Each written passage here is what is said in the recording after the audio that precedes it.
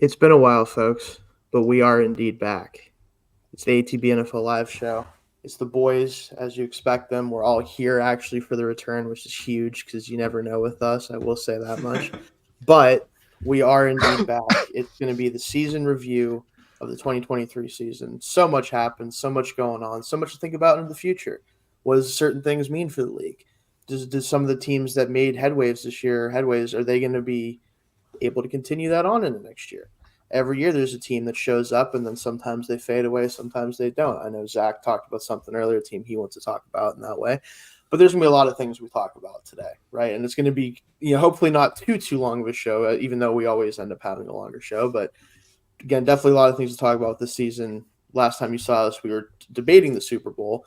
I honestly do not remember if I actually said the Chiefs are going to win or if we all said the Chiefs are going to win. I don't know if we got to an actual Super Bowl show. Yeah, I that's don't right. think We did didn't. That is right. You're right. We talked about the I think we did. Games. I think pre NFC Championship and what we thought was going to happen.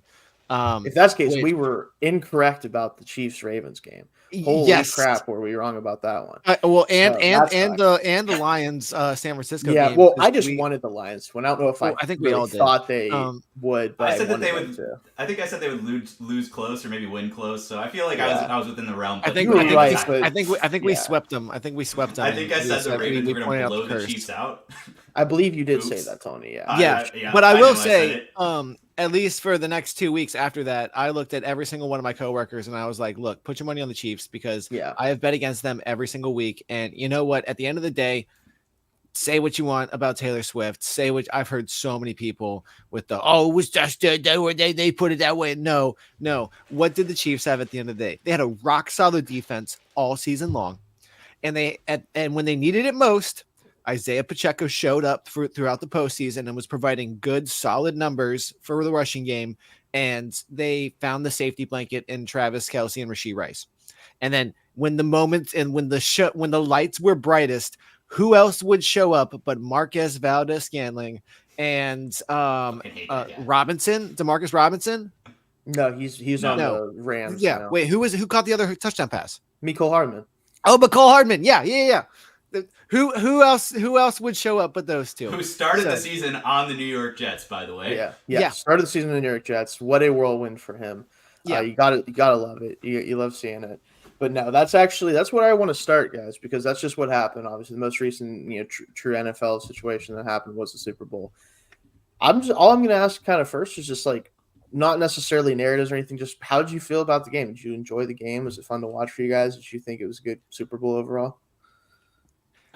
Yeah, I thought it was enjoyable. Obviously it started out a little bit slow in terms of the scoreboard, but I think part of that was really fun defensive plays. There were drives where you have Chris Jones shutting down an entire drive.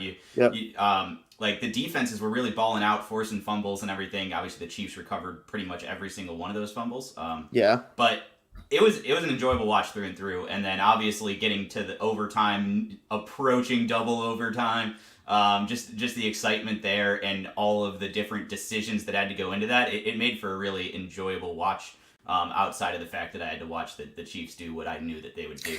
I will say, I was telling everybody, so I was on the Chiefs, like you were saying, Zach, I was telling everybody who would listen that I thought it was going to be one of the fastest Super Bowls just in terms of duration of all time, just because both teams are good at running the ball, want to run the ball, both defenses were weakest against the run, and it just felt like it was going to be just, the clock's always going to be running kind of thing. It was the fourth longest Super Bowl by duration in history, so I was pretty dead wrong there. Well, I mean, overtime hurts you a lot in that situation. Yeah.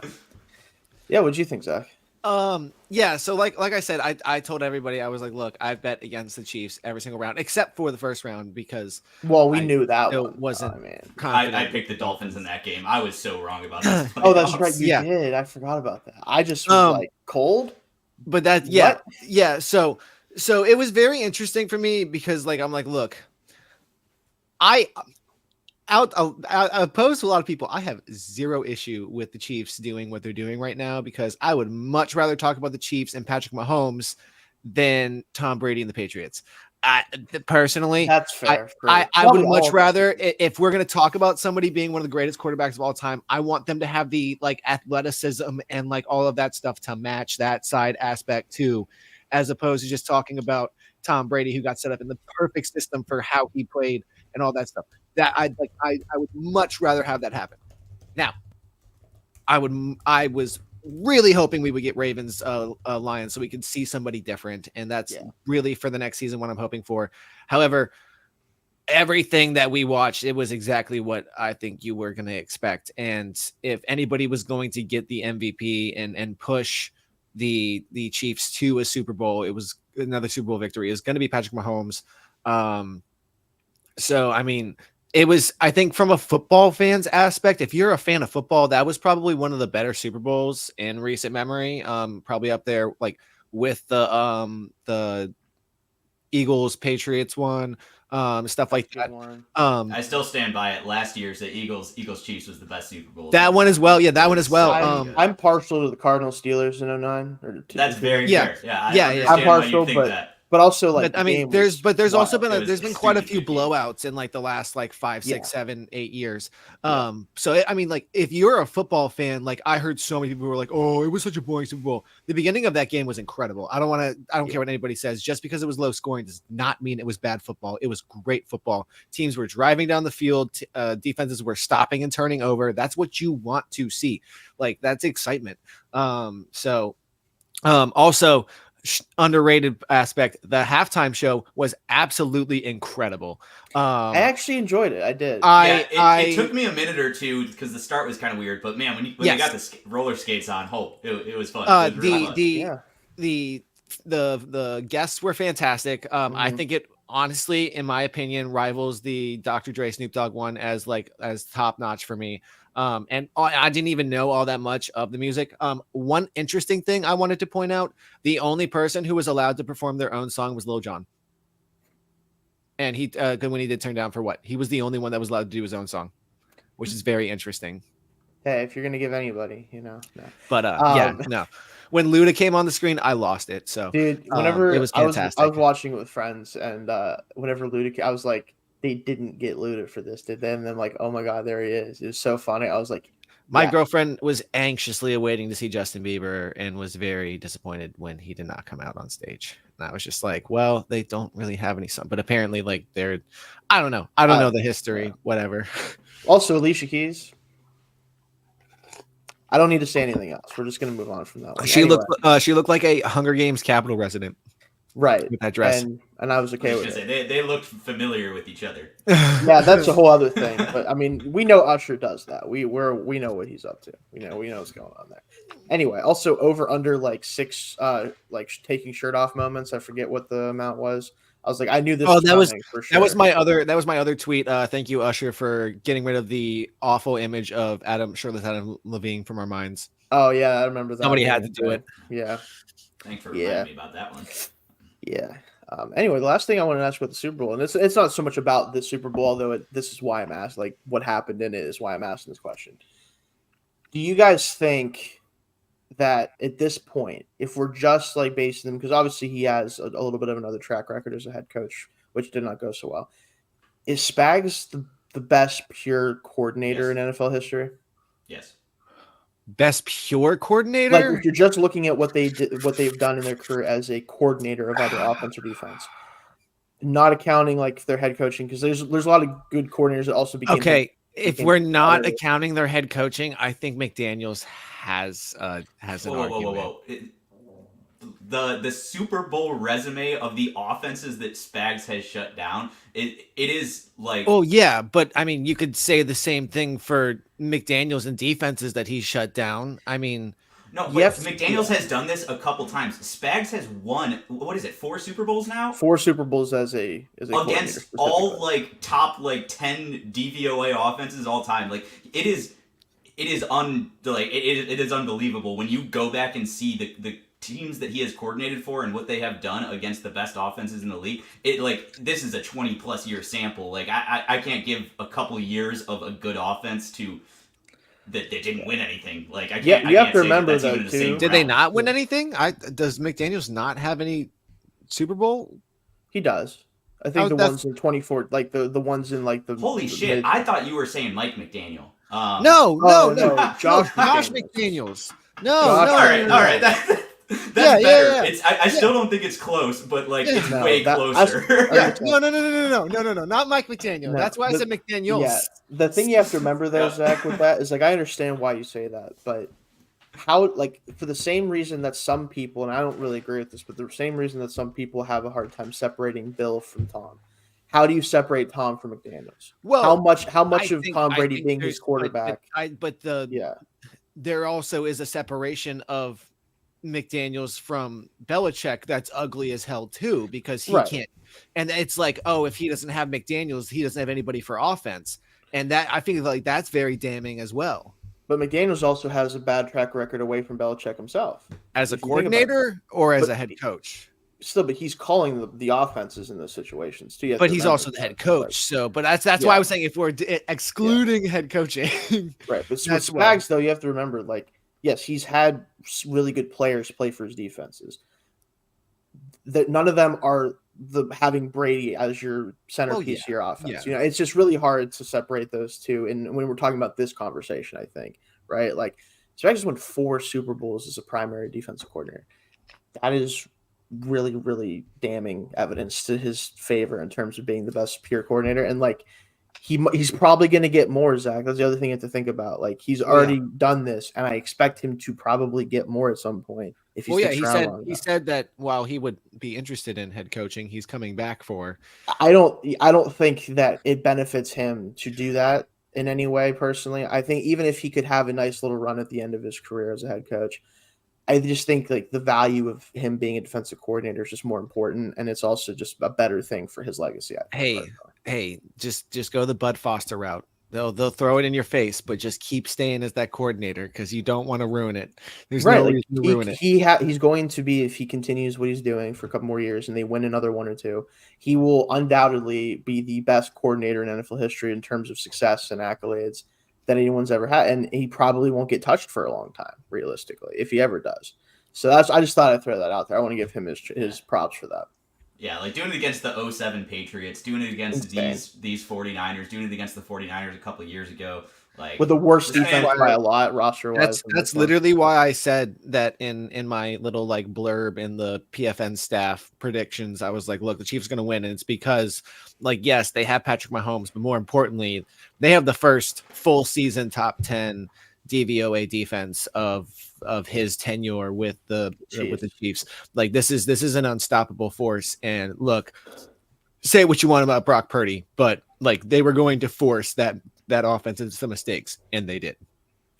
Yeah. So again, I just wanted to give him his flowers there. So, but I want to give you guys the floor a little bit because I have a couple questions for sure that I want to dive into. But if one of you has something you really want to kind of kick things off with, definitely go ahead.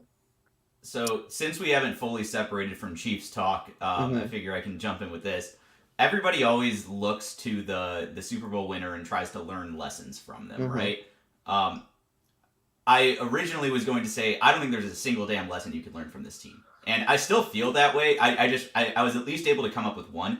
So the thing that like Randy Mueller, who is a guy I really respect and everything, he made waves on Twitter the other day because he said like, oh, the Chiefs are the model of showing that you shouldn't pay a receiver, right? Like they're setting this precedent that you don't have to pay receivers.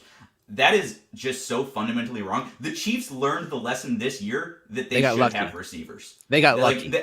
They will never want to make that so hard on Patrick Mahomes ever again. This team is so unique that there aren't lessons to take away and apply to other teams. They had an elite defense, and then a shit offense happened to be led by the best player in the history of football, and that is why they won. You design that recipe for any other team, any other quarterback, they're not doing shit. So I don't think you can take away a tangible lesson about how the Chiefs approach this year other than one thing, and that is prioritize tackling when you're drafting defensive backs.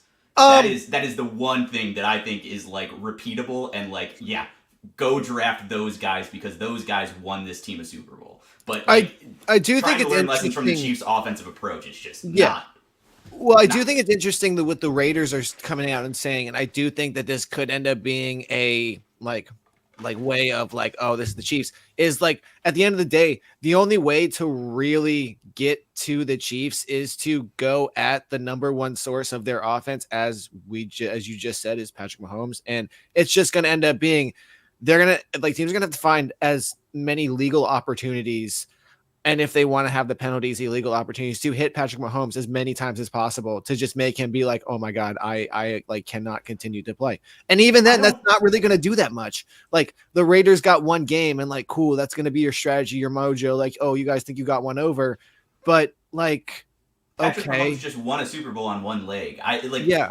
That's not even a lesson. Hitting Patrick Mahomes won't get it done. Teams. So like the last thing I have on this point is teams that focus this offseason on improving internally, just within the context of their own team, they focus on improvement rather than chasing the Chiefs. Those are the teams that will be best prepared going forward. Yeah. Any team chasing the Chiefs, which I mean, Brandon Beane loves to chase the Chiefs, right? That is not a winning recipe. There's nothing to chase there. The thing that makes the Chiefs tick is Patrick Mahomes. There's nothing to chase.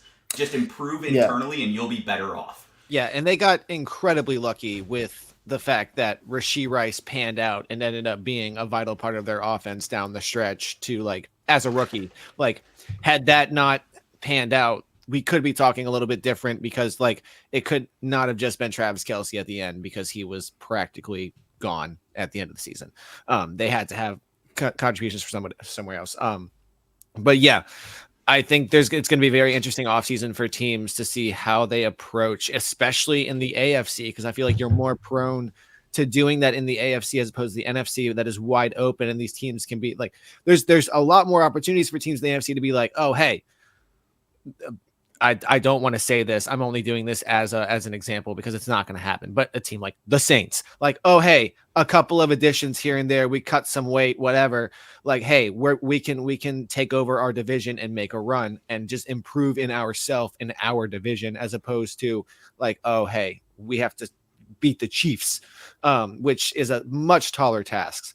So as you just said, for a team like the Bills, who like, yeah, maybe you want to chase the Chiefs, but you also have the Dolphins, and whether we want to say the Jets or not, I don't know what they're doing. The Patriots, I'm a lot more high. I'm higher on the Patriots with Gerard Mayo than I am right now on the Jets. But like instead of focusing on the big whale in your conference, you should be looking towards like, hey, how do we make sure that we like take down and like harness our division and make sure that we can make it in, and then we'll worry about the Chiefs when it comes playoff time.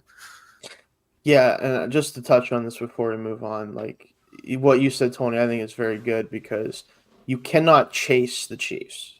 Like chasing them does you no good, because that takes your focus off of just doing everything you can to make yourself the best football team possible. Because if you try to attack the Chiefs' weaknesses, because they're always going to have some, especially with salary cap era, like no matter how much the salary cap goes up, and we're going to talk about that in a little bit too, they are going to have to make decisions on certain people every year, right? Especially, yeah, exactly. Thank you, Taylor. So ultimately, you have to focus on self-improvement. You have to figure out what things can we do better as an organization to give ourselves the best chance when we inevitably have to go up against them. Whether you're an NFC team trying to make the Super Bowl, whether you're an AFC team trying to make it through the playoffs. Realistically, you said the Bills this year, Tony, they very well could have won that game, right? But at the end of the day, they didn't. And now they're going to be looking at it like, okay, how do we beat the Chiefs? You know that's how they operate, unfortunately. Yeah, and they should right. One step up the funnel. How do we get back? Exactly. How do we get back and just have another chance? Right. They need to figure out how can we make this team better, healthier, more like faster, everything, right? If they don't do that, they probably aren't going to get where they want to go, right? As a fan of a team that is so far behind the Chiefs at quarterback that it almost is like we're playing a different sport, there's no reason for me to be like, oh, well, we just need to find a quarterback that can beat Patrick Mahomes. That guy doesn't exist right now, right? Like Josh Allen, I would say, is probably the closest thing to that at this point. But he can't do it either. He can play the best game of his life every time he plays the Chiefs, and it never matters for him. And I feel bad for him, but that's just what it is, right? Like I'm not going to chase that. I want an upgraded quarterback, of course, but that's not really what we're trying to do. We need to make our team, and any AFC team has to try to do this. How good can we make this roster? Because when you look at the 49ers, they obviously got close twice to beating Patrick Mahomes in the Super Bowl. The reason why that is because their roster is ridiculous both times that they played him. It gives you a chance. If you're a team like the Bucs, who you just happen to be able to get Tom Brady and also have an insane roster, you can beat the Chiefs also when they don't have any tackles, but that's a whole other conversation for that Super Bowl. You can do it. It gives you a chance. If you're trying to cut corners to try to make yourself like specifically to beat the Chiefs and not just to be the best team you can be, they will just exploit you for doing that. That's what's going to ultimately happen. So I think your point is very good. There's no lessons you learn from this Chiefs, like roster building wise. They happen to have Patrick Mahomes and Steve Spagnuolo coordinating a top 10 defense. Good luck with that. That's basically the lesson. Figure that shit out. Have a good time trying to sort out how to deal with that. So yeah, I definitely agree with that. Zach, I want to give you a chance to throw something out here next. Yeah, so I think a very interesting thing, and I'm going to start not with what I talked about before the episode, but something else that I've seen pointed out a couple times. In the era of passing in the NFL, it was not a very pass-friendly season this year. If you look at the stats overall, I mean, maybe touchdown-wise, yes, you have some high, like 36, 30, couple, like quite a few people in the 30s. But like the yardage-wise, Tua led the league with 4,600. And that's like the lowest for a very, very, very, very long time. It's been a long time since somebody hasn't like broke 5,000 or come like within at least 100 yards of breaking 5,000. So I think that's very interesting. Also, as much as we said it was going to happen, our man Sam Howell did avoid breaking the sack record. I guess luckily because he stopped playing at the end of the year because they were like, you can't leave him out there anymore. Yeah, well, I mean, he was at 65, so he still had a little bit of breathing room. Yeah, but you know. Yeah. So I was a little upset about that because I was like, oh no, this is almost like a foregone conclusion. The sack yardage total is even greater because he was not outdone. Bryce Young had more sack yardage than because he would get the ball, drift backwards, and immediately get planted 10 yards behind the play every single time he's dropped back. So very, very interesting. Despite although Bryce Young was also sacked 62 times. So it was bad. But yeah, it was very interesting. But going to my point before the season, I want to give flowers to the Houston Texans because what a turnaround. And Tony, I think you called it out before the season with the contract with D'Amico Ryans. I don't know if we called out how quickly it would be, but they took advantage of a very lackadaisical Jacksonville Jaguars team who felt like they had it in the bag, I would say, and just came up and surprised everyone. And I mean, also shout out to the Indianapolis Colts who lost their round 1 pick right away in like 4 or 5 weeks in the season and then rallied with Gardner Minshew, which I mean, could have a lot worse options than Gardner Minshew, but like to do that the way they were doing it was pretty incredible. That's going to be a very, very, very, very interesting division next year. So I definitely think that the Texans could repeat, but I'm very interested to see what Jacksonville does this offseason to establish what should be a much better football team than they were this past season. What does Anthony Richardson look like with an offseason under his belt and after the injury? Is Shayne Steichen going to look at like structuring some of the offense around him? What is Tennessee going to do next season in their first full rebuild? Because, I mean, we thought that Houston was in the first season of their rebuild, and they turned that into a playoff appearance. So who knows? I don't think that they have the same amount of talent to do that, but that's a very different question. So curious, right now, today, what is it, February 24th, how do you stack that division going in next year? Like, who do you think? 1 through 4? Yeah. I know my answer, and it is not what I would have expected going into this year. I'm going to say Houston, Indianapolis, Jacksonville, Tennessee. Bingo. Yep. I feel like that is just objectively correct. Because we'll have to see how the offseason goes, of course, in the draft and everything. But just looking at where these teams are at right now, I don't think it's necessarily and I hate to say this, I don't think it's an indictment on Jacksonville. I don't think they've necessarily done anything wrong. But I mean, they can make some things, but I think it's more of a like applause to Houston, Indianapolis for turning their rosters around dramatically.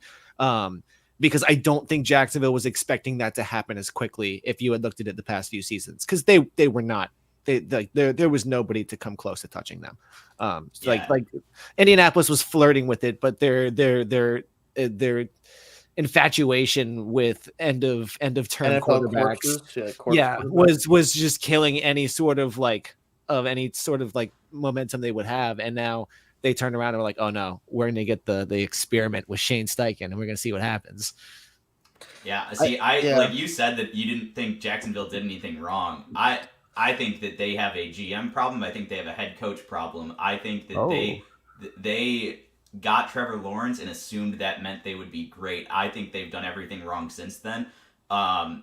It's just been not since then, because I mean they did fire Urban Meyer and all that stuff. So but just in general, you look at why the Texans and the Colts belong above them right now, because the rosters truthfully are pretty comparable. Like, they all have these really top flight quarterbacks. They all have a couple stars and then a lot of just guys piecing it together. The difference is the coaching staffs. I mean, you look at the Texans. They've got DeMeco Ryans at the head of it, and we know he's good. They've got Bobby Slowick scheming it up on offense. You look at the Colts. They've got Shayne Steichen, who is one of the at a certain point in time, we're going to be calling him one of the best play callers in the NFL. I would say he's one of the with different styles of quarterback, different styles of offenses, and he just makes it work. And then you look at the Jags, and they aren't doing anything with their coordinator wise to elevate their players. You look at the whole weirdness between Press Taylor and Doug Peterson, he has to just go. That offense not working despite having talent. And then defensively, I actually didn't think Mike Caldwell did a bad job, but he got fired. And so Trent Baalke is a bad GM doing bad things to a team that doesn't deserve. I agree with that. Yeah. So they are. I mean, you look at why they're now stacked 3, despite being 8-3 and tied for first place in the AFC at one point this season. It is because the coaching and personnel management is just so much worse than those other two teams. Yeah, and for me, the thing about it too, when you're talking about stacking these teams up, the Jaguars could be very good next year and still be the third team.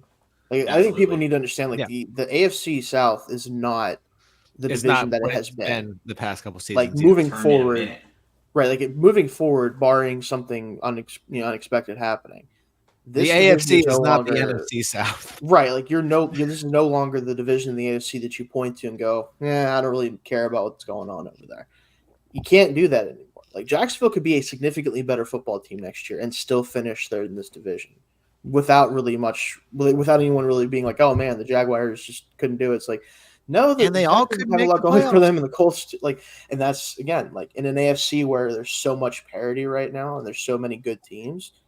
All of them could make it. Only one of them could make it, and they'd all be good teams. It just depends on how things fall, record wise, tiebreakers. It just ultimately that's what's going to happen, right? So I think that the Jaguars have a lot of work to do to be able to make good on the talent that they do have on the team. But again, I don't think it means that they're going to be bad next year just because we have them third. It just means that the division is much better than we anticipated being this early. And then if you're the Titans, I will say this year coming up is all about finding out if Will Levis can play. Yeah. That's all that matters to you is can he play? If he can be your quarterback, that solves the biggest question that you have for the time being. Outside of that, I don't really know if I care much about what else happens with them. They could end up still being somewhat competitive depending on how they also need to see if they can do something to turn Malik Willis into something. I don't think so at this point. I think he's an off-season trade. I think you send him off turn him into something this offseason, or if not, you look at him and you're like, hey, we know that we got you at quarterback. However, it's clear that he's going to be starting. What you want to do, if you want to get on the field, you're going to have to do something else. Yeah. So we'll see what happens with him, but yeah, that's definitely a good thing to be talking about. I definitely have something we can jump in here real quick. So, do you guys think, at least for the time being, now things change quickly in the NFL, and then this could very much change in the next few years, but do you think, with the type of defense being played right now in the NFL, and you look at some of the way that even the best quarterbacks are playing for the most part, is the deep ball passing game that was so popular for a couple of years there when Mahomes was coming up and getting to who he is now, and Josh Allen, who still does a lot of that, but still like that type of stuff. is it dead compared to that period for the time being?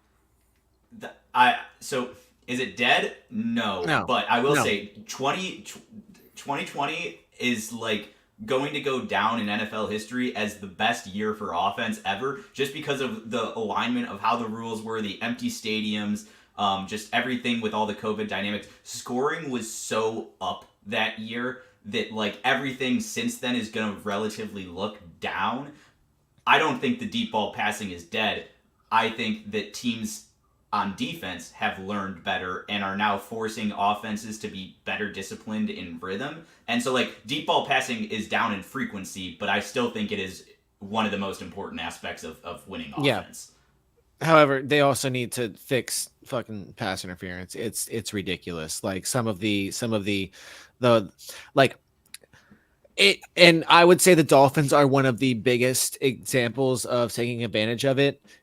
You can't just throw a deep ball. Well, not even just the underthrown deep ball, but the overthrown. But then, like, also, like, there has to be consistency in what is an uncatchable and catchable ball, because there is, like, I think we saw it in the Super Bowl. There was one point where they were like, "Oh no, that's not pass interference because it was catchable." Yet it seemed very clear that if I don't know if it was even the San Francisco 49ers or the Chiefs, that if they were not held, they would have had an actual chance at grabbing that. And it was just like, hold on.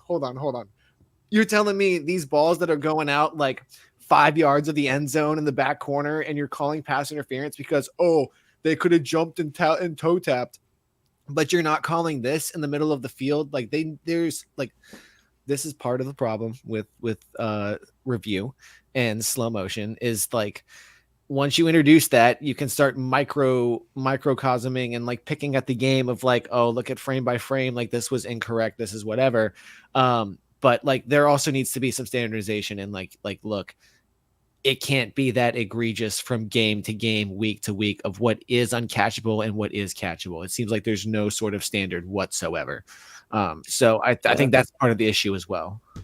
Do you guys think, and I wanted to mention this too when it comes to this, because I knew that the pass interference would come up in this conversation because with deep ball especially.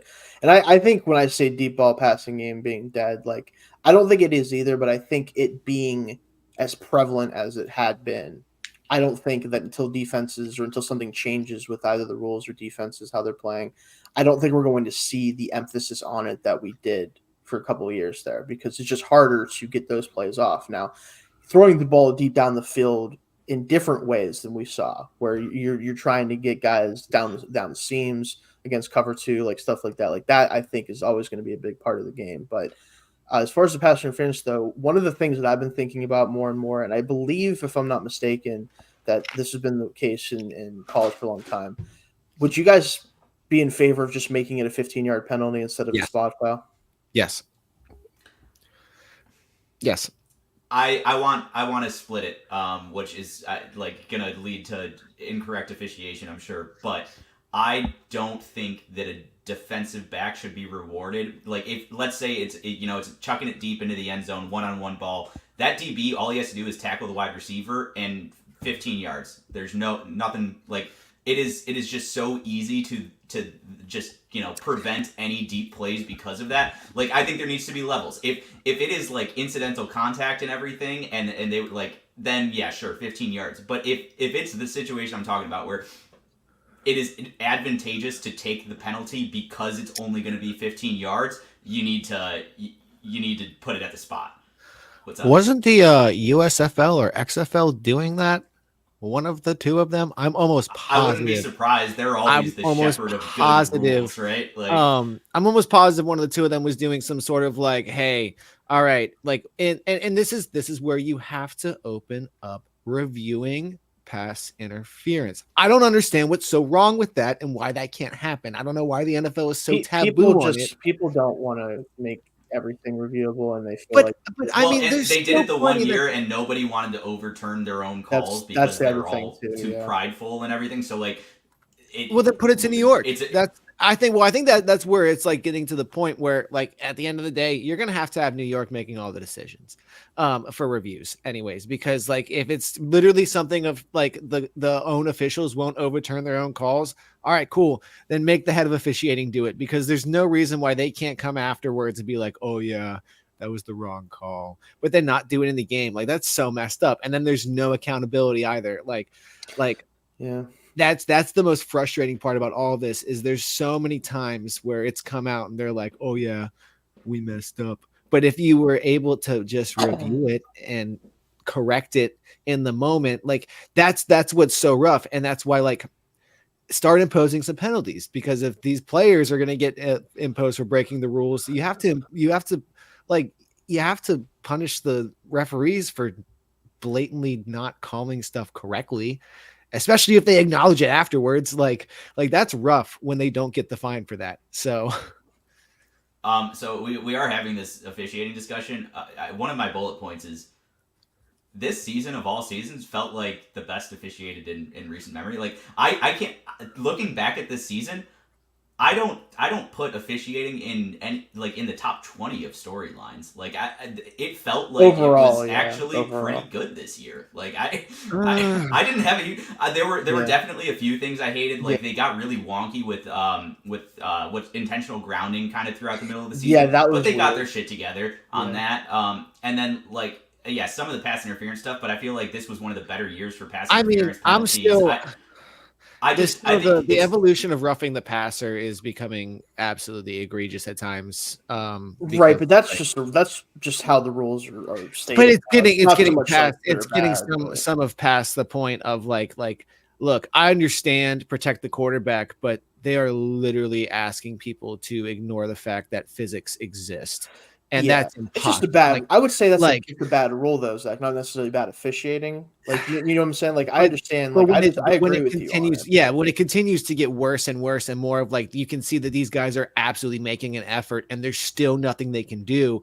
Like, all right, it's time to ease up just a bit, because like it's getting almost impossible to play defense at times. Like I feel like that was true last year. This year, I maybe one a week. One a week out of how many passing snaps a week where we say that was bullshit. Like I guess a bigger thing I assume some amount of error in human judgment, and one a week in that large sample size feels pretty good. I guess one thing that I've always held and I want to see more enforced is like not necessarily just for quarterbacks, but offense in general. There is no sort of like, hey, the offense initiated contact. They should be the ones called for a flag for like unnecessary roughness, because there's so many times when there would not be a helmet to helmet hit or whatever. But then at the last second, an offensive or a wide receiver, tight end, running back, quarterback, anybody that has the ball ducks down to like protect. And obviously it's protect the ball, but then that's putting their head right in the middle of right where the tackle is going to be. And how are you supposed to do anything about that as a defensive player? You can't do anything because you're already engaged in what you're doing. So I think the story of helmet to helmet this year, ask Shayne, how many times did Jaylen Warren get flagged because he led with his head? It was Jaylen, but like he got one person like his entire salary. It felt like But they're calling that shit on the offense. They're starting to, and like that's a good thing. But there's still a lot of times. I guess I'm seeing that where it still seems more one sided because it's been that way for so long, where the burden has been on the defense as opposed to the offense. It's always going to be Zach. Like, but it's not. I mean, but it's not necessarily any fairer or like with the rules because that's not necessarily what's happening. Yeah. I think if you look for individual poorly officiated plays, you're always going to be able to find them because there's perfection. As they say, there's holding on every play. The holistic season and think about how much officiating impacted the game, it didn't this year, right? Like it didn't. Not as much as it has in years past overall. I think the thing that I'll say, the last thing with officiating before we move on to something else, there's a few rules that I'd like to see amended and changed a little bit. I think with pass interference, I do think something like you said, Tony, or some version that is different than what we're getting, right? I think something has to be done with it to some degree. You could debate on what, but something I think feels good at this point to try to do. I think with roughing the passer, I think getting rid of the body weight aspect of it, because the physics of playing.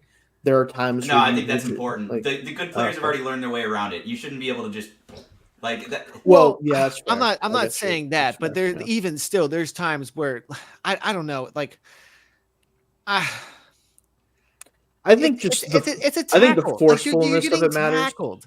maybe the forcefulness of it matters, but like if it's literally just like you go in and tackle the quarterback, you happen to land on what's any different than landing on top of anybody else? I'm sorry, what's different than landing on top of anybody else? All the players what's hard about? But like, why? Okay, so then why don't they call it on wide receivers and running backs and tight ends? If it's about player safety, why is it just the quarterback? This is what I'm saying. Like, a quarterback standing in the pocket delivering a football is an unprotected play. They're not protecting themselves. They are planting and driving a football. If a wide receiver, running back, tight end is unprotected when their states of unprotected, and they get whatever. Flag. That's called a defenseless receiver. But if they get landed on, but they don't do it if they get landed on. That's what I'm saying. You get landed on. I'm sorry, this is football.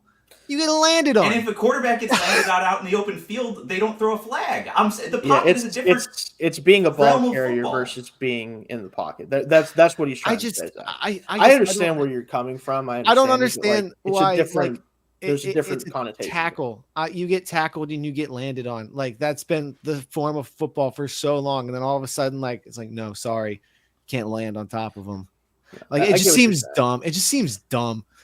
Yeah, I understand what you're saying, Zach, but I think the forcefulness of it matters, and I think that obviously, like, I feel like I haven't seen that many times where a guy like lands on him and it's not very forceful, and they're like, "Yep, flag."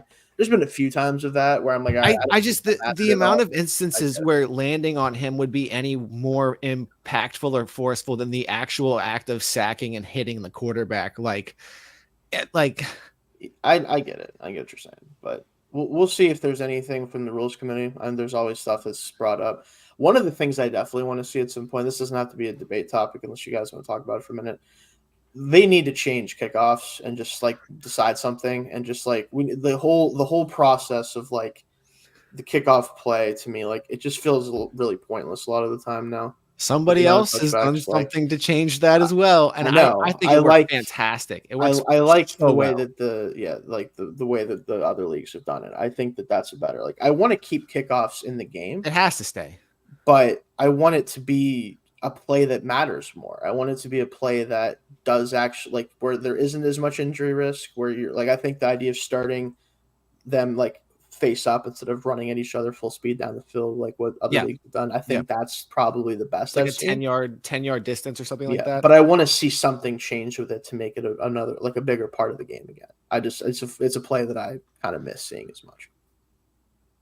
Yeah, I feel like it's team by team, right? Like the rules have definitely made it so a lot of teams just don't want to bother, but there are teams who still, like take advantage of like teams aren't practicing fielding kicks as much anymore. If you can force that into play, you can punch it out, right? Like there are teams that are going to completely phase it out of their game because it's just something now they feel they don't have to worry about. And there's teams who are smart and they're going to take advantage and they're going to get edges because of that. And I kind of like that football allows for certain teams to try to get edges when other teams take it easy. I get that, but I just think it's more so this like not so much whether I think it's good, bad, or otherwise. It's just more of a personal thing. I just would like to see it. I also feel like those teams will just eventually evolve to find kickers that can kick it out the back of the end zone every time. So, because I don't want my kicker to kick it out of the back of the end zone. I want to put him on the 3. Yeah, I want to make sure that they have to make a decision. Yeah. Well, yeah. Choose to fair catch it. Hopefully they don't. Hopefully they forget and they field it and they do something stupid because that happens fair enough amount of times. Yes, but I get that. Again, that was more just for me, like a personal preference thing, not so much like whether I think it's good, bad, or otherwise. But yeah, I think the next thing I definitely wanted to talk about a little bit. Now, this is definitely one that is very nuanced, I think, and not so much even nuanced, but like it's dependent on how you feel about this upcoming class. And like I will say, just as a something so that way everybody knows this. We're not going to do a ton of draft stuff on this show. I did start a draft podcast. It's actually the next episode is tomorrow. You guys can check that out every Sunday at 2. And we'll try to sprinkle in some other shows throughout the weeks leading up to the draft. But so we're not going to be doing that too much on this one. There will be some draft talk. Zach was very happy about it. Listen, there will be some stuff like we'll talk about like the combine and like what happens there and stuff. Isn't Caleb Williams in this draft? He is indeed in this draft. Okay, that's about all I know. That's about and Drake May. Those are the only names because I'm sorry if Virginia Tech is not great. I do not pay attention to college football. That's fair. I get it. Now they did turn it around the end of the season. Yeah, they were bad this year, right? Yeah, they made it to a bowl game and crushed Tulane. Oh my Lord. There you go. Yeah. It was fantastic. But my question is, like, this is more so, like, again, for Zach, like, if you don't follow it too much and you're not 100% sure, basically, just as a side note, this quarterback class is being heralded as a very, very good one overall. Oh, okay. Right. And there's a lot of potential starting players, some guys that could be potential superstars. This one is more about the disparity at quarterback between the NFC and the AFC.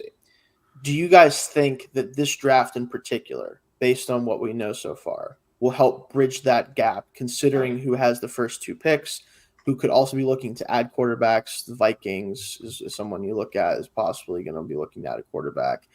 Like, the Saints would have probably if they didn't commit to Derek Carr for 2 more years, because is JJ McCarthy this they good? were always going to commit to Derek Carr. They had no other right. option. That's what I'm saying. McCarthy's in there. JJ McCarthy's in there. What do you mean he's? Well, like, I've been hearing all the stuff that people are saying. Well, I think he's going to go very high. I don't like him, but I understand why yeah. he's going to be a top 10 pick. Right. It's kind of that. Like, there's a lot of projection with him, but the talent level is good enough for him. Like, do you guys think that Chicago's going to take a quarterback? Yes. 100%, yeah. Yeah, I do. I do think that's a foregone conclusion. Zero chance of sticking there. Yeah. So, but again, like, my basic question is, like, do you think that this is the draft that could help at least bridge that gap a little bit over the next couple of years as some of these guys develop and fill out and become starters? Yeah, absolutely. I think obviously, like, you have Caleb Williams now entering Chicago, and you already have Jordan Love, a really damn good quarterback in that division. Yep. Jared Goff is a really damn good tier 2 quarterback. So, like, and then they have Hendon Hooker to replace him afterwards. Yeah, Hendon Hooker, Michael Penix, count me out. Same player, don't like him. But I think so. You've got Caleb Williams there. You've got Drake May on the Commanders now. You've got most likely, yeah. Most likely, the Pats are probably going quarterback, but would it surprise anybody if they go Marvin Harrison and trade back up into the back end and get Bo Nix? Like, okay. So I could see that happening too. Okay. I was going to say, please, they have to take a quarterback. Let's say that they don't go Jaden Daniels. I assume Atlanta or New York Giants are going to trade up and take that guy. Yes, right? they're going to move. Like, yeah. So that's another quarterback entering, and then there are the JJ McCarthy is probably going to the Vikings. If I had to stamp it on a team that's today, pretty, like I'd say that makes a lot of sense. So, like, yeah, we're going to see like 4 or 5 highly drafted quarterbacks enter the NFC, and that is going to hopefully like 2 or 3, maybe even 4 pan out, and now you have really good quarterbacks really good young quarterbacks flooding into the NFC. I think it definitely has a chance to really, really shape things for the kind of conversation of, like, AFC is the quarterback league, NFC is the complementary football league, I guess you'd call it. Yeah. But did we say Arizona was taking a quarterback? No, Murray's. Okay. I was super big on that last offseason. Here's my question. 180. Here's my question. All right. Say the Patriots go Harrison instead of taking their quarterback early. And so, do you think there is any chance that the Giants say, yo, you know what? We've seen this before. I'm not doing Daniel Jones again, and they take quarterback? Yeah, that's what I'm saying. I think they'd be one of the teams. The Falcons and the Giants or the Falcons are the 2 trade-up teams. They'd be fighting. Oh, trade-up teams. Okay, gotcha. Yeah, like from 6 or 8 up to 4 in that scenario. I could also, you think about the Vikings at 11 up to 4 as well. But I think they're more of an I don't think there's 10 take or like up to 9 or 10. I missed you guys saying the Giants, because I was about to say they could be a very sneaky team to be like, you know what? I'm not feeling this anymore. I will say, like, the Cardinals might. The thing is I think that teams would be looking at the Chargers too, because the Cardinals might stick and pick a receiver even if it isn't Harrison. I think it depends on how they feel about Neighbors. Like, if the trade ups are really good and teams want to get ahead of even the Chargers, because the Chargers obviously aren't taking a quarterback, but you want to make sure you get your guy. And if you can get pick 4, it just removes any doubt. Well, are there any other bona fide top tier picks that anybody in the top 10 would be like, I need this position? Like, I mean, sure, but I think that quarterback is obviously the one that makes moves happen, right? Like, if Daniels falls past 3, but I'm guessing I'm wondering if some of these teams wouldn't think like the Giants, like, oh, there's probably a better chance that one of these teams that are going to take somebody else because somebody of a high caliber is there, that could end up falling to me instead of, because that's where, like, if Marvin Harrison gets taken first, then you're like, okay, well, maybe these other teams will be like, oh, I mean, I see how that would like drive the demand for the quarterback right there. And like, right. Because now you have to worry about like, because Daniels would naturally fall to them to 6 if a team doesn't jump them. That's what I'm saying. They have to worry then about a team jumping them, right? So you remove that doubt by just moving up to 4 or 5, whichever, and say, screw it, we'll just move up and make sure we get him. Like that's what's going to likely happen if Daniels doesn't go at 3, I would say. Gotcha. Yeah, and especially when you look at the GMs of the teams at 4 and 5, like I think those are prime move off spots because Monty Austin Fort, we know that guy trades. He will wheel and deal if he's so he wheeled and dealed it. Like last year, right? He traded all the way back and then back up to get Paris Johnson. Like we know he likes to move around and acquire assets. He already has an extra first this year because of that move. And then I forget the guy's name, but the Chargers poached from the Ravens, right? And we know that they are always willing to move back and just stock up on think those, for them 90 to 120 picks. They love doing that. So like both of those teams are prime trade back if a quarterback starts slipping. Yes, for sure. So, but yeah, I just kind of want to talk about that because I think that this is a draft that could help bridge that gap. I really do. I like the top 3 guys a lot. I'm kind of flip-flopping between May and Daniels depending on what system they're going into and what the situation is personally. But it's mostly just Daniels, like he has some issues, especially in the middle of the field as a thrower. He's just a special athlete, and there's something about that like he takes hits athlete, but he is the most Looney Tunes athlete. He looks like a cartoon when he runs. Zach, we're gonna have to like pull up some clips for you at some point. So but this guy, legitimately Looney Tunes. He will dive into the air and just get pile drove down by like 3 he will like flip. It's like he flips head over heels. It feels like sometimes. And when he gets hit, it seems like a Mack truck hit. Like it's really funny. Like I will say, it concerns me for sure from like a durability standpoint. But it's fun as hell. I will say that, if nothing else. But no, I like all 3 of them. I think have a chance to turn out very well. So I think that it could really help the NFC if they get at least 2 of those top guys, especially. It always breaks my heart when I go through the NFL draft like stuff on ESPN for all of their best available, and I don't see a single Virginia Tech player. I was gonna say I can't think of a single player. I can't right now. I mean, I'm gonna be getting into the weeds because we're doing top 5, top 10 lists of every position, and then like guys outside of it for the scouting podcast. But haven't seen any Virginia Tech players pop up. Oh, I'm not surprised. I think it's a pretty young team though, anyway. Right, so yeah, it's probably fair. But yeah, I have a couple more, but I wanted to throw it out. Does anybody, do you guys have any other ones you want to kind of broach right now? Sorry, go ahead.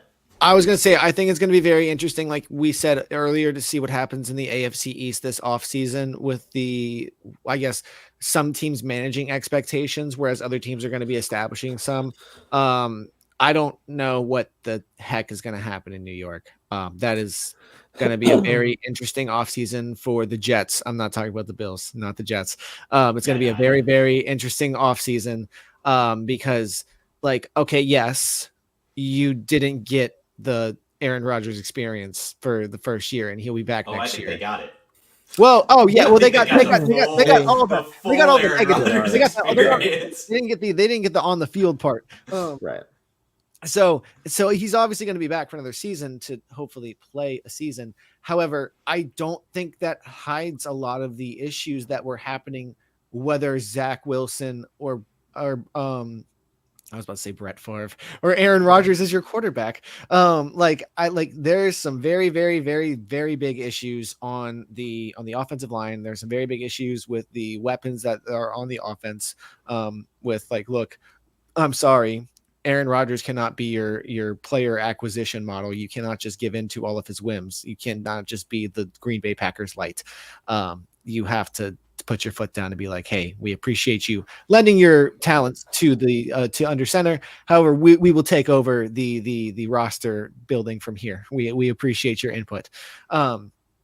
So that they are going to be very interesting. I don't have as many questions about the defense because the one thing I will say about Robert Saleh is doing the one thing that we want that everybody expects him to do. That defense is solid. You cannot give him any crap for that. I think you can give him a lot of crap for not putting his foot down with Aaron Rodgers, telling him to shut up halfway through the season. But that's different. Those are very different issues. As far as the Patriots, what is this season for them? If when they draft their quarterback, whoever it is, or if they don't get one, what are they doing?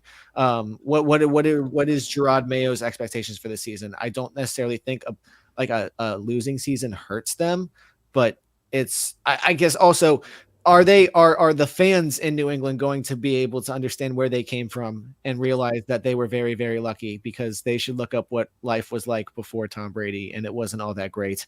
So it'll be very interesting to see what happens there. I don't think a bad season hurts them, but the top of the division is going to be very interesting. As Tony said, are the Dolphins and Bills, who both lost to Kansas City, going to be focused on how do we beat Kansas City as opposed to how do we get better in our own team and our own roster? I wanted to ask real quick, Zach, not to interrupt you, but I have a question for both of you. I'll start with Tony, actually. And I'll get to you next, Zach, so be ready for that. If you were running the Bills, Tony, right? I don't want you to give me like the whole spiel, because we'll talk about that as we go through the offseason, what they're doing and stuff like that. What are your 3 priorities going into this offseason, draft-wise? You can talk about like free agency, retaining guys, whatever those decisions are. What would be the 3 things that you start with trying to do to get them where you want them to go? Well, I like if you had asked me, 2 days ago, I would have felt very prepared. Now that the cap has changed, it does impact things for sure. So like before the cap increase got announced, I'd probably done like 15 or so different like mock scenarios of how to approach the Bills offseason, how to get under the cap, how to draft within that. So now that the cap has gone up, that only adds flexibility, right? I actually I understand things look dire, right? We're 41 million over the cap as it stands today.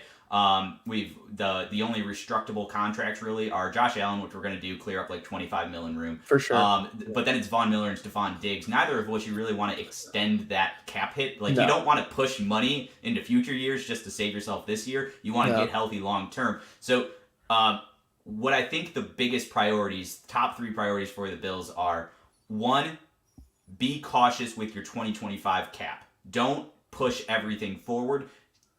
Take your medicine a little bit, right? Like, don't restructure Von Miller. Don't restructure Stephon Diggs. Let their $23 and $28 million cap hits just hit. And that way you can get out of the Von deal. You can figure out what you want to do with the Steph deal going forward. So that's number 1. Keep 2025 healthy. That means you're not bringing in big players. You re-sign a couple key free agents. You're shopping the bargain bin. You're signing Taylor Rapp to the 1-year vet minimum contract, right? Like maybe a Logie Gilman comes in or something. Like those kind of players. Keep shopping the bargain bin.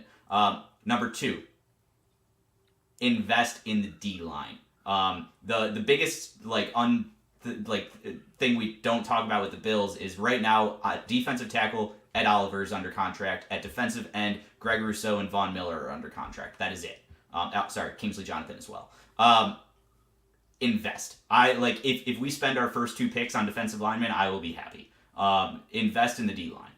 And number 3 is invest in the pass catchers. I personally don't feel that means you need to draft one round 1, especially in this class. Like Troy Franklin, I'd take Javon Baker in the 2nd over him in the 1st. Like there's guys to be had in the middle rounds. So make sure that you're spending one of your top 3 picks on a wide receiver. So like to recap, protect 2025 cap. Don't keep pushing things forward. You can compete without going all in again, right? Like you can compete. Number 2, build the defensive line. Build.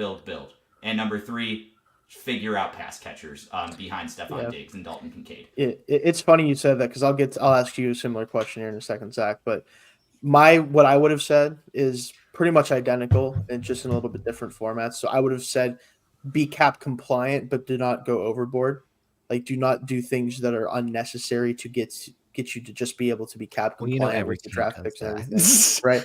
But you know what I'm saying. Like Tony obviously said it too. Like do not overdo it just to get as much cap you can this year to compete. Don't blow it up and make it 2025's issue as well, right? Like you don't want to do that. My second thing was talking about you need to find in particular a perimeter receiver who can replace and hopefully do more than what Gabe Davis is bringing you through the last 4 years or so. That's, I think, something that's really important. I like Shakir in the slot, of course, with what he showed last year. Diggs is going to be there, so he's slotted in. Kincaid's great. The 2 tight end thing is still a little bit whatever with Dawson Knox. I don't know how you feel about Knox at this point, Tony, but I liked it. He's fine. Once Knox came back from the wrist injury, yeah, he started to look pretty nice. He was better. So it's like you like the tight end room. Yeah, you like the tight end room. Like do that, and then pass rush in general. Like so that's defensive line and across the board, like inside, outside, whatever. I think that needs to be something, of course, you have to think about too. Now, Zach. Yeah. I'm going to ask you basically the same question. However, with a little bit of a caveat. Okay. I want you to tell me what, on top of the 3 things that are the priorities right now, this might be one of them anyway, but what do you do with Tua Tagovailoa? Okay. Okay, that's fine. So on top before we start this, I think it's worth noting that yesterday the Dolphins cut ties with Emmanuel Ogbah. Yes, and also it will be Xavier Howard as well. And will be cutting ties with Xavier Howard post June 1st, which will open up a lot of cap space. And all of a sudden, the cap space issue does not look that bad for Miami anymore, at least for next year. The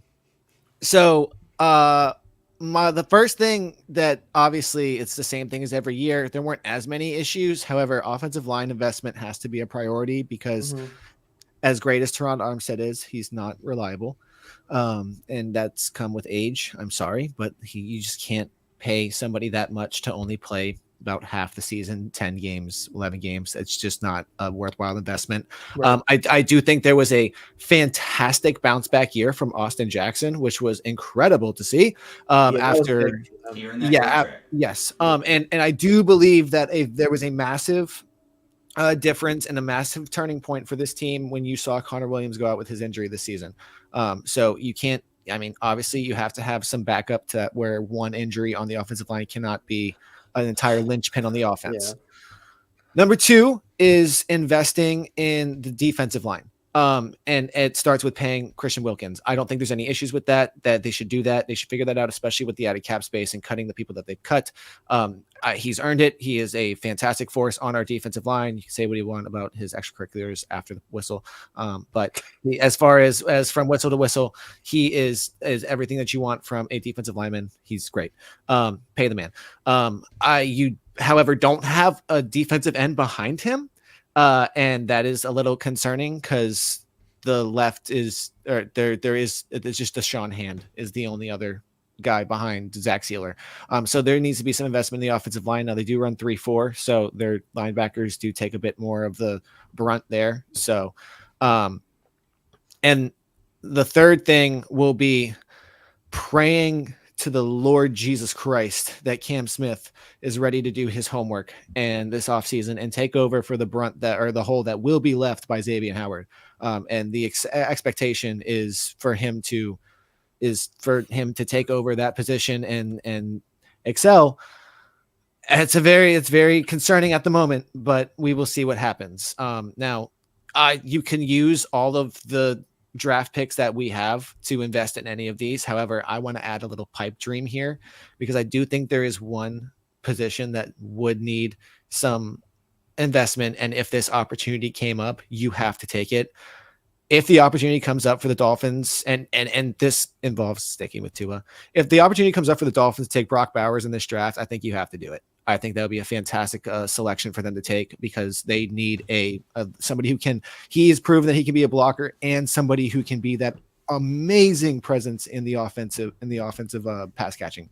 That is the one place where they're missing something desperately for like a safety blanket for Tua is tight end. Like Durham Smythe's great blocker. They're all great blockers, but like if they have an ability not to overpay to move up, or like you can see him falling or whatever for some reason because he is a tight end, you have to do it. You have to do it because I don't think this is a Kyle Pitts situation. This is very different than a Kyle Pitts situation. Kyle Pitts is just like he's still good football player. He's still a great football player, just on an awful, like whatever that offense was, whatever was going on. So now as far as Tua, well, the main reason I asked this, Zach, is because you guys cap wise would benefit from an extension more than the 5th-year option by a lot. So the problem is, do you do that ultimately? I think that's the question. I think the decision to go with Tua is a twofold question of what is Tyreek Hill's future in Miami, because I don't think there's any coincidence that he's the reason that Tua is working so well, because he is able to do what Tua needs the most, and that is to be wide open for him to chuck the ball to. Now, you do have Jalen Waddle, which I would say if you extend Tua, you're hoping that Jalen Waddle shows the progression, not necessarily to be exactly what Tyreek Hill is, but maybe a half a step, quarter step below, which is still game wreaking and still like a problem. But I would say Jalen Waddle's issue right now is there are games where he is way too inconsistent, specifically with his health hands. has also been an issue. The health has been an issue, but specifically with his hands, there are so many passes that it's like, yo, man, you have to catch that. You have to catch that. Could kind of say the same about Tyreek this past season too. Yeah, he had a couple down the stretch, 100%. Which that's been the case for him in the past too. So he's never been the best pure just catching. We know he can make up for it. Yeah, yes. But. So now everything that it sounds like everything in Miami is fantastic with them. I would extend him. I have no issues with extending Tua.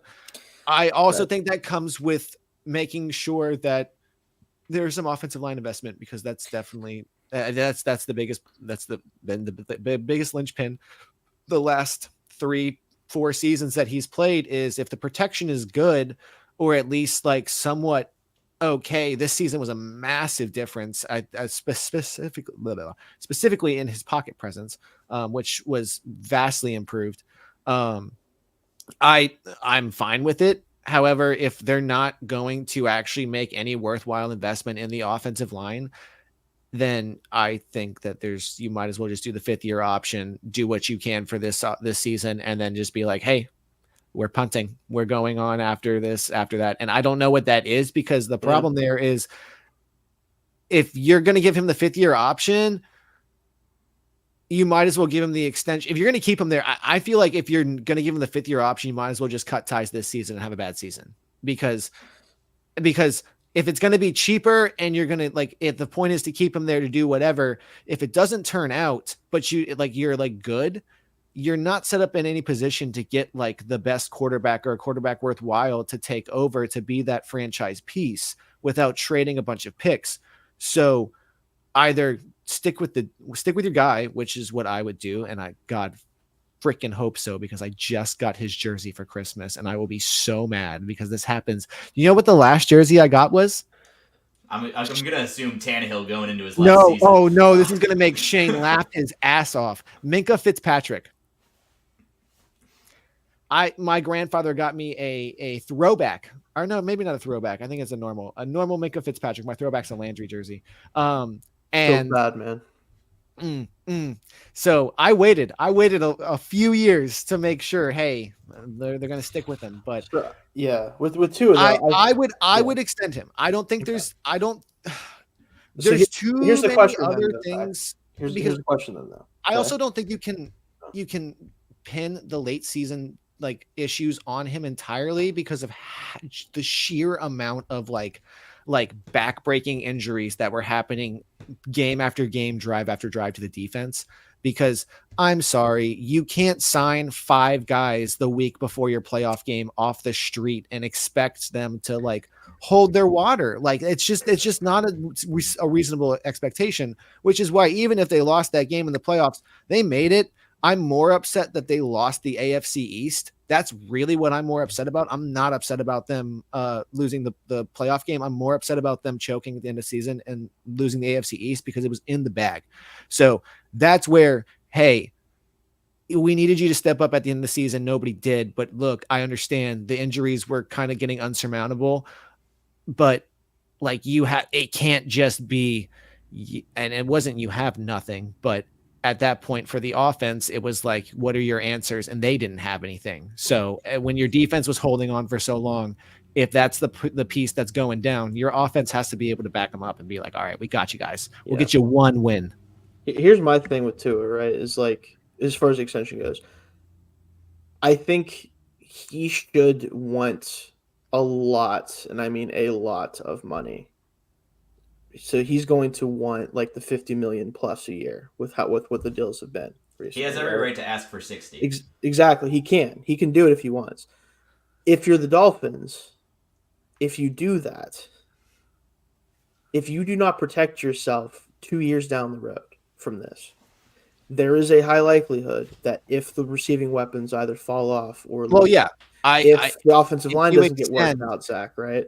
I think you need to do what was the Jalen Hurts that wasn't the short. What was the short term large guaranteed deal? Who had that one? Kirk. Well, Kirk's done that a couple times. Or Deshaun Watson. But that was not short term. No. I mean, like there was like a couple 2 or 3 year deals recently. Well, Geno had like 2 years, $100 million. But he's not going to take a deal like. What did Hurts get? He got 5 years, 250 something, right? Yeah, he got 5% on top of Lamar Jackson's contract that was signed a few days prior to Hurts' deal. Yeah.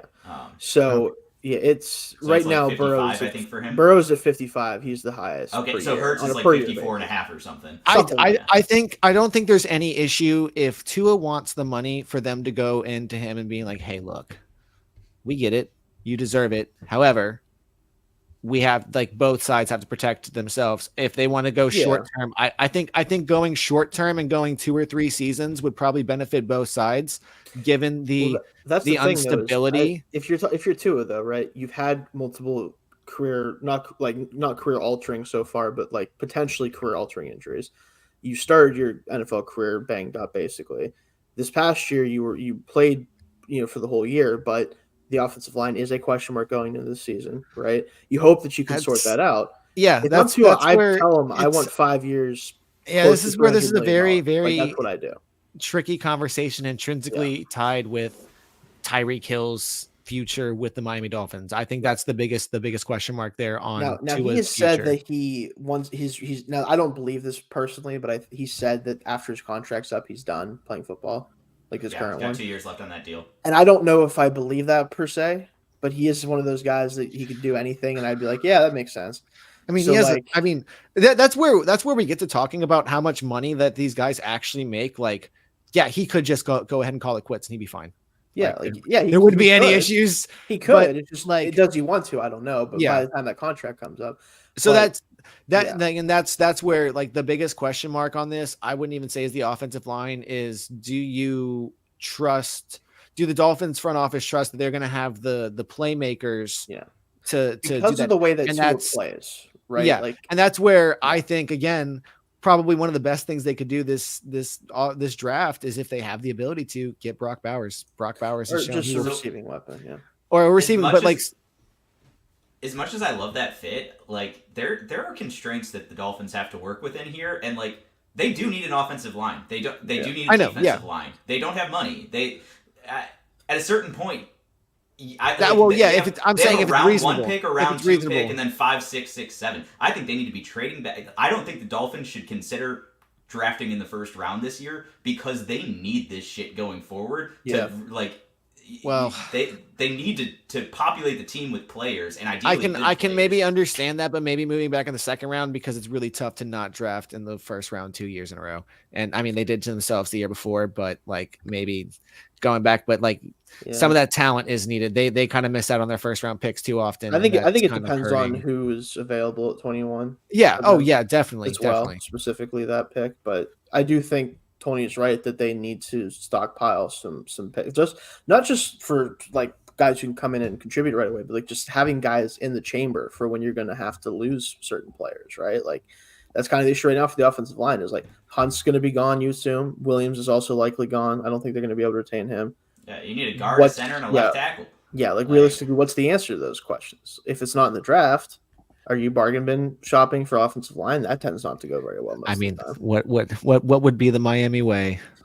Right, but regardless of whether you love the way Tua plays, or you hate the way he plays does necessitate having playmakers who are at the right spot at the right time and can make plays after the catch. That's just it's matter of fact. That is what it is. That can be awesome, and we've seen it be awesome. But if you're going to pay a guy close to $60 million, which, again, if you're setting the market for quarterback right now, it's 55 plus. That's what Burrow's at on a per-year basis. I think now with the extra $30 million, it's whoever gets the next real quarterback contract is 60. And so that's probably going to be Dak, I assume. Well, time out. But I don't think he can justify saying that he should set the market. I don't think that at all. He just led the league in passing yards. Yes. In a down year passing. It doesn't mean that the Dolphins have to pass. They don't have to say yes, but he can. I don't know. I don't think any other team has a coach like Mike McDaniel that's going to be able to set him up in the same position. That's where half the league is Shanahan's scheme, baby. They just have to think they can, Zach. They just have to think that they can do it. You have to. Something that I talked about this with a friend of mine recently, and it's like he was talking about certain things he thinks teams should do in the draft, or this or that, and he's like, well, I don't think that this team would be able to do it. I'm like, that's the thing. You don't have to think that. They have to think that. I understand. If a team thinks that they can do what Tua has been doing and consistently do that, he led the season with 46,000 yards. 46,000, 4,600 yards. 4,600 yards. Hey, I'm $1 billion a year. However, I'm gonna pull these stats up again because I want to make sure what I'm saying is correct. Because if I were the Dolphins, this is the conversation I'm going to have. If he says that, I'm going to pull up that and compare it to every single season he's been in the league and been like, hey, do you see how low this is compared to every other season? Admittedly, then Tua's camp can just say, and then on your books for $23 million. I'm gonna look at how many he was top 5 in interceptions and be like, hey, we get it, but Josh Allen led the league in interceptions. I don't necessarily. He's really good though. I don't necessarily think that. But Josh Allen also threw. Well, actually, they threw the same amount of touchdowns. Crap. How many did he rush for? How many did he rush for on the foul? Okay, 15. So there we go. He led the league with 44 touchdowns. 29. Hey, remember, running doesn't matter unless it does. No, it does. It does when you're Josh Allen. So, but that's where I'm sorry, I can maybe understand that if it was actually hey, you're in MVP discussion, all this stuff, but he wasn't. Okay, cool, you led in yardage, but a bunch of QBs that were underneath you were up for MVP and you weren't. So I don't think he could set the market, but I don't also see 50, 55. I don't all we're saying is that he can ask for it. He should probably ask for it. And the Dolphins can very much tell him. I mean, you can ask for anything, right? So, he does have the leverage this offseason because this is the offseason that the Dolphins need to do the extension, right? It helps the Dolphins to do the extension, so the leverage is now. Yes, and he can be like, well, you need to extend me. Let's start talking. The first number on the contract's got to say 6. And they could be like, well, that's where I'm hoping this team is. I get that it's business, but it seems like there's a very good, as opposed to seasons in past, there's a very good feeling, and there could be some slight hometown, hey, you guys drafted me, we're trying to keep this together, I see this vision, and that's where I'm hoping Mike McDaniel can work magic. But again, I don't, and that's where you look at a lot of these quarterbacks that have this sustained success. They weren't taking the contract to take the money. They definitely saw that throughout the years. The rule is if you are paying your quarterback a veteran contract, chances are you're not competing unless they're one of the top 3 quarterbacks, right? Mahomes and Brady are the only 2 to. Or actually, Brady doesn't even count because he didn't win on a big contract. Mahomes is really the only one. Well, that's what I'm saying. There's veteran contract. There's been a couple. I think down towards the end of the Stafford's another one. Yeah. Breeze towards the end of his career started taking discounts every year to be like, hey, I understand. We need to. It's also because he's 38 and not quite. Well, but that's where a lot of these guys down the stretch after they got there 1 or 2 were like, oh, hey, I see the vision. Oh, I can't take the cap space. So that's where with how forward the business aspect of the NFL has come, because you have really young players now talking about, hey, I understand, I got cut. It's business. I see it. I understand.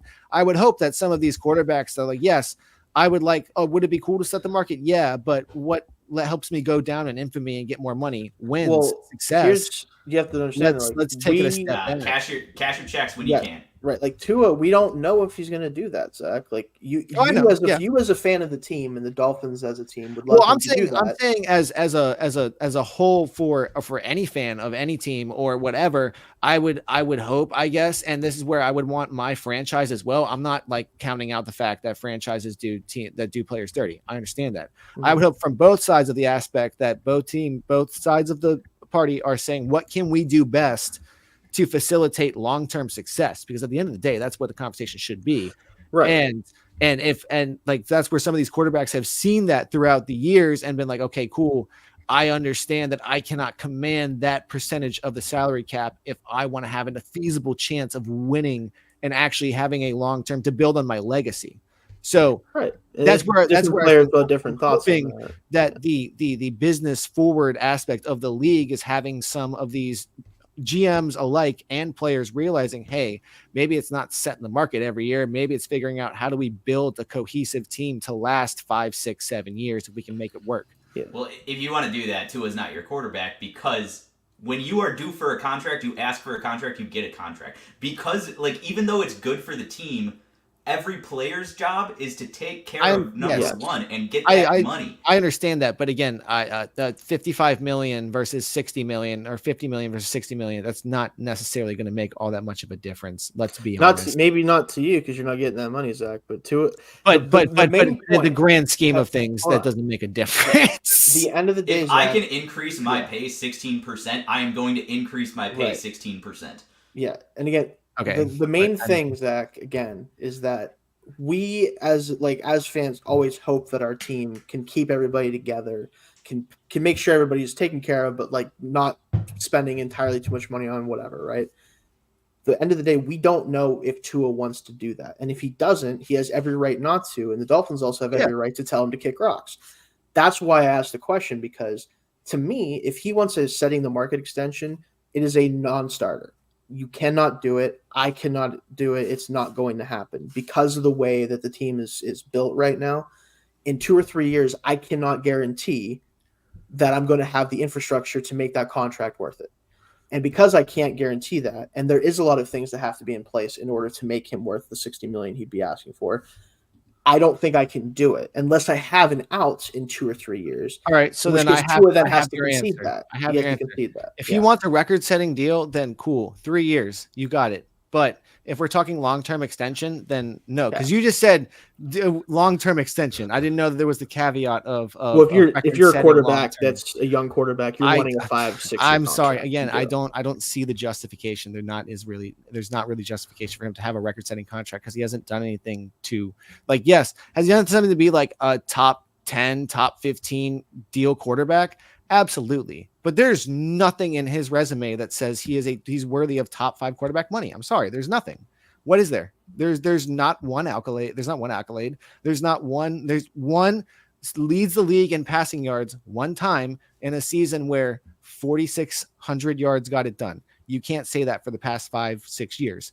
So no, I don't see where that he has outside of the fact that they need to extend him, that's the only leverage. So I guess, yes, if you're saying that he wants record setting, but there's not really much there where I'm like, yeah, okay, he deserves 60 million. I don't see that at all. I mean, I don't either. Yeah. So that's why I don't think any of us are saying he deserves it. It's just, that's just the reality. That's just the reality. Yeah. So quarterback contracts, unfortunately. Yeah. But I guess I'm not assuming that every single quarterback is going to walk into the room and be like, oh yeah, I'm the best in the league, because I don't think he can confidently say that in himself. Here's the thing, you don't have to be the best. You have to be next.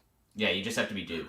That's the end all be all. If the team has at any point called you their franchise quarterbacks and you are due for a contract, you set the market. That's how it works. That's how it's been working. And Josh Allen are 9 and 10 in annual pay for quarterbacks. Because they were paid a while back. Because they got paid when it was time, and there's not 8 quarterbacks better than those two. It's just that they were the next 8 franchise quarterbacks due. Yeah. I guess again, I don't equate just because you need a contract means that you have to set the market. Like that doesn't apply for every single player. Like, we'll find out. I'm curious because I do think they're going to extend him personally. I do think they're going to, and they should. I don't.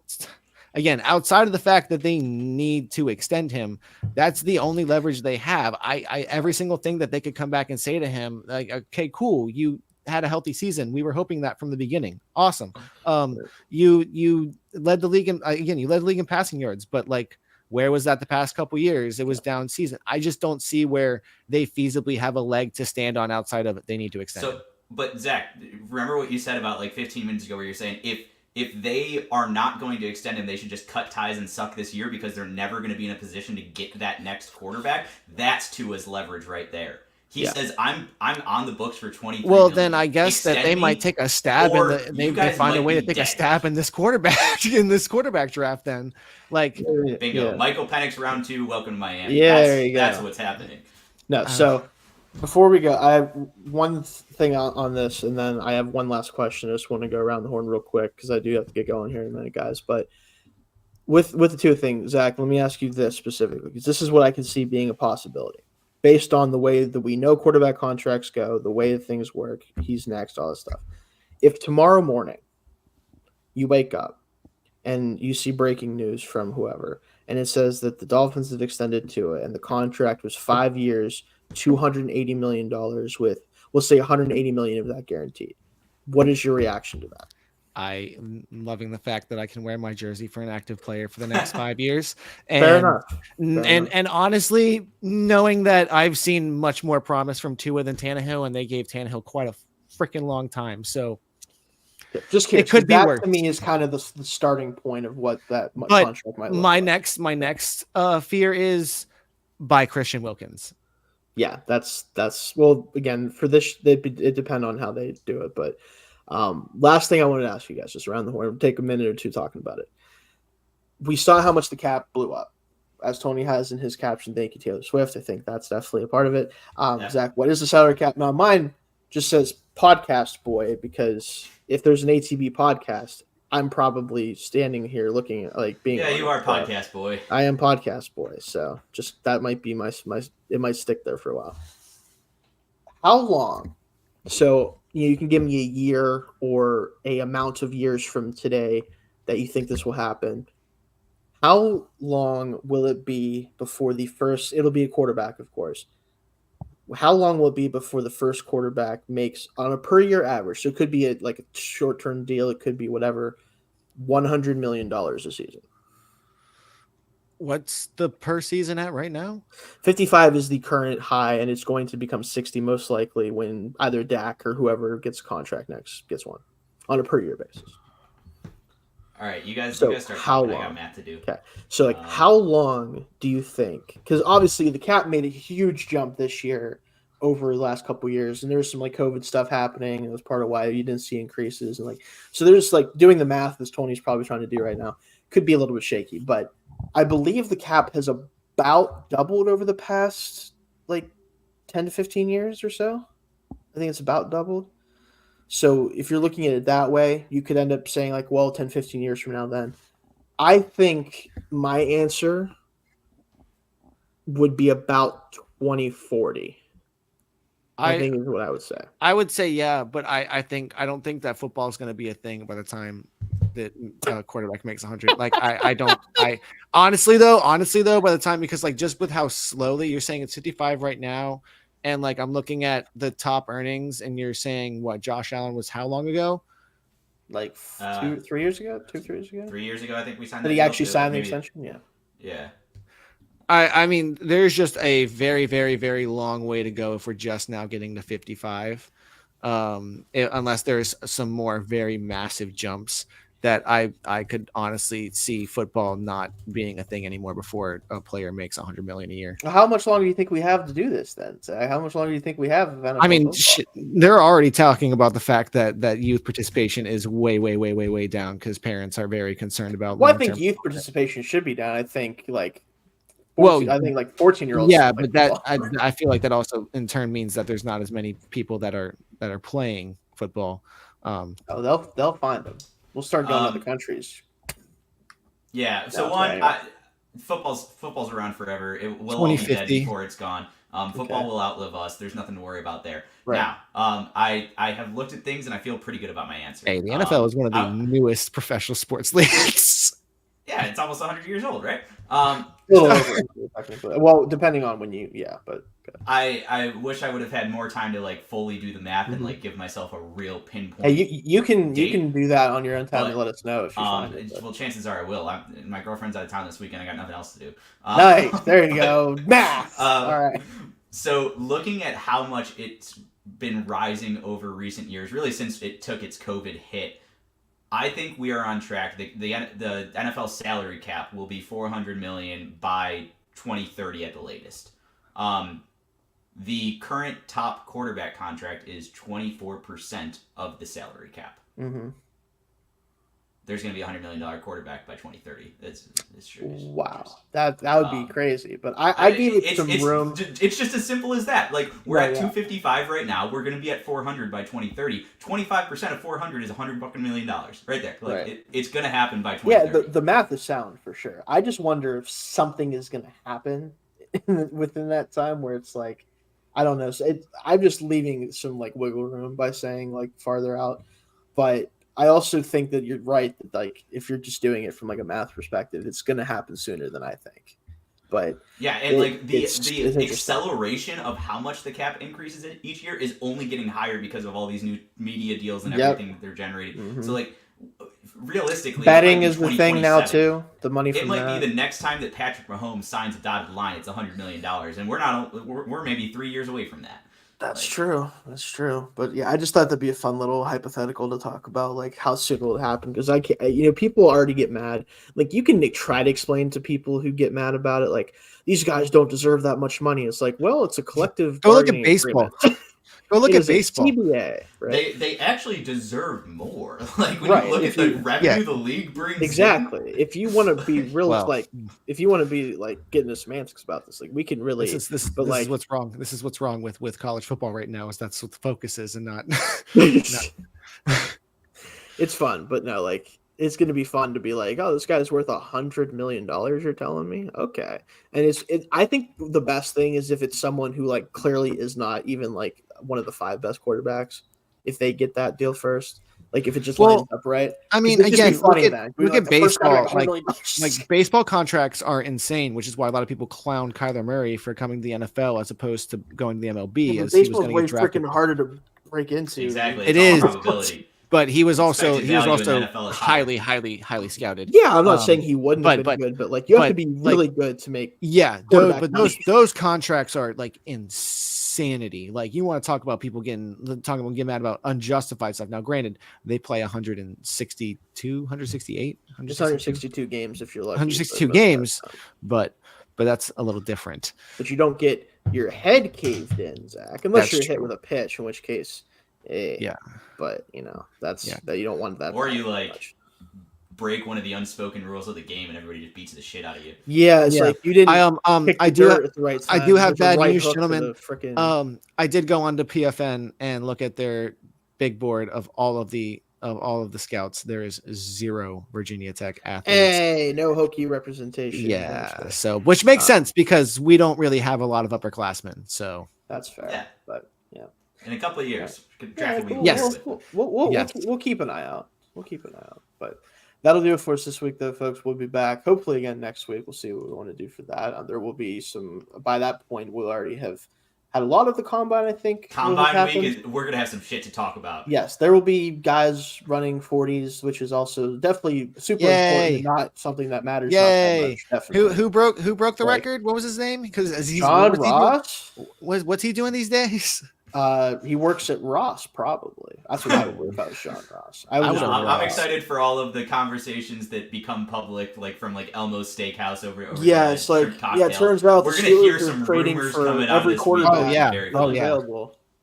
The Steelers are going to sign Kirk Cousins and trade for Justin Fields and send Kenny Pickett to Mars, and it's going to be a quarterback competition all of a sudden. And he might be a top 5 quarterback there. Mars, that is right. It might be. I was going to ask this, but I'll save it for next time. I wanted to get your guys' opinions on what the Steelers should do, but I'm not going to do that right now because I don't have time. We should have asked that. Yeah, that'll come up on a show. That will come up on a show, but I do got to get going. So I will see you guys later. Enjoy the rest of your weekend here, guys. And again, for those who are still sticking around, the Scouting Podcast comes out every Sunday at 2:00. We'll be tomorrow talking quarterbacks, top 5, plus some guys outside that. And, of course, mock drafts will be happening as well. So you got to definitely my favorite stuff. Yeah, but first round mock drafts. We'll see you guys later.